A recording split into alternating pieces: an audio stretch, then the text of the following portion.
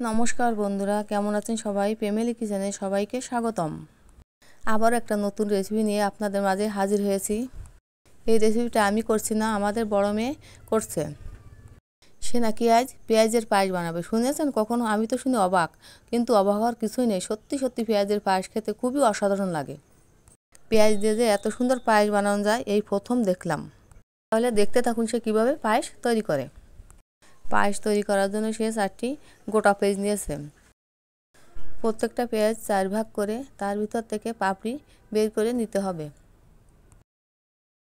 এভাবে ছোট ছোট করে পাপড়ি বের করে নিতে হবে।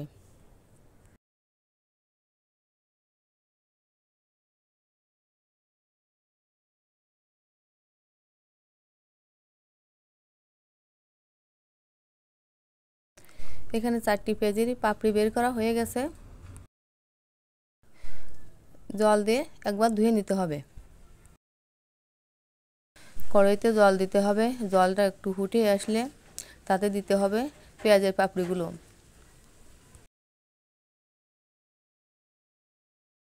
এবার 2টি এলাচ আর কিছু দারুচিনি দিয়ে নেড়ে চেড়ে সিদ্ধ করে নামিয়ে নিতে হবে। এভাবে 5 থেকে 6 বার সিদ্ধ করে করে জলটা ফেলে দিতে হবে। আমি আবারও আপনাদের দেখিয়ে দিচ্ছি কিভাবে সিদ্ধ করে করে ফেলে দেবেন। এতে পেঁয়াজের যে আস্ত একটা গন্ধ থাকে এটা আর থাকবে না। কমপক্ষে 5 থেকে 6 বার এভাবে সিদ্ধ করে পেঁয়াজের জলটা ফেলে দিবেন। দেখুন পেঁয়াজটা সিদ্ধ করার পর পেঁয়াজের পাপড়িগুলো অনেকটা সাদা হয়ে গেছে। কড়াইতে সামান্য ঘি দিতে হবে। ঘি গরম হয়ে গেলে তাতে তেজপাতা ফোড়ন দিয়ে সিদ্ধ করা পেঁয়াজের পাপড়িগুলো দিয়ে হালকা বাদামি কালার করে ভেজে নিতে হবে। এভাবে নেড়ে ছেড়ে ভেজে নিতে হবে। দেখুন কতটা সুন্দর হয়ে গেছে ভাজা। এখানে 4টি পেঁয়াজের জন্য 400 গ্রাম দুধ নিয়েছে। আপনি যে কয়টা পেঁয়াজ দেবেন সেই অনুযায়ী দুধ দেবেন। এবার দুধের ভিতর কাজু বাদাম বাটা দিয়ে দুধটা ভালো করে নেড়ে ছেড়ে দিতে হবে। কাজু বাদাম দিলে যে কোনো পায়েসের স্বাদটাই অন্যরকম হয়। এভাবে নেড়ে ছেড়ে দুধটা ঘন করে নিতে হবে। দেখুন কতটাই ঘন হয়ে গেছে। এবার ভেজে রাখা সেই পেঁয়াজের পাপড়িগুলো দিয়ে ভালো করে নেড়ে ছেড়ে নিতে হবে। বন্ধুরা, আপনারা ভাবছেন পেঁয়াজের পায়েস আবার খাওয়া যায় নাকি? কিন্তু না, পেঁয়াজের পায়েসও খাওয়া যায়। আমি তো ভেবেছিলাম কি জানি কি, কিন্তু এত সুন্দর হয় কল্পনাও করা যাবে না।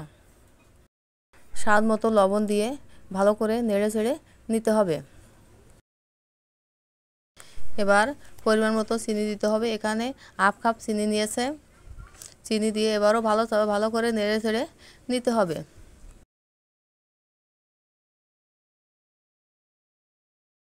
এবার দিতে হবে কিছু কাজু বাদাম কুচি, 2 চামচ গুঁড়ো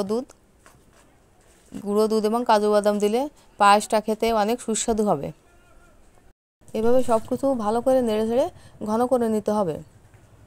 বন্ধুরা, আপনাদের কাছে আমার একটাই অনুরোধ রইল, এই রেসিপিটা একবার হলেও বানিয়ে খাবেন। দেখবেন পেঁয়াজের পায়েসটা খেতে খুবই অসাধারণ।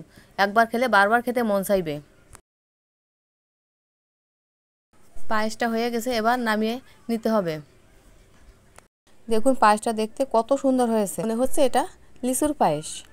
যেদিন এই পায়েসটা বাড়িতে বানিয়েছিল সেদিন বাড়িতে অনেক অতিথি এসেছিল। তারা শুনে বলল, পেঁয়াজের পায়েস কি আবার খাওয়া যায় নাকি? আমি তাদেরকে জোর করে খাইয়েছিলাম। তারা খেয়ে বলল, সত্যি পেঁয়াজের পায়েস অসাধারণ। তাই বলছি বন্ধুরা, একবার হলেও পেঁয়াজের পায়েসটা বাড়িতে বানিয়ে খাবেন।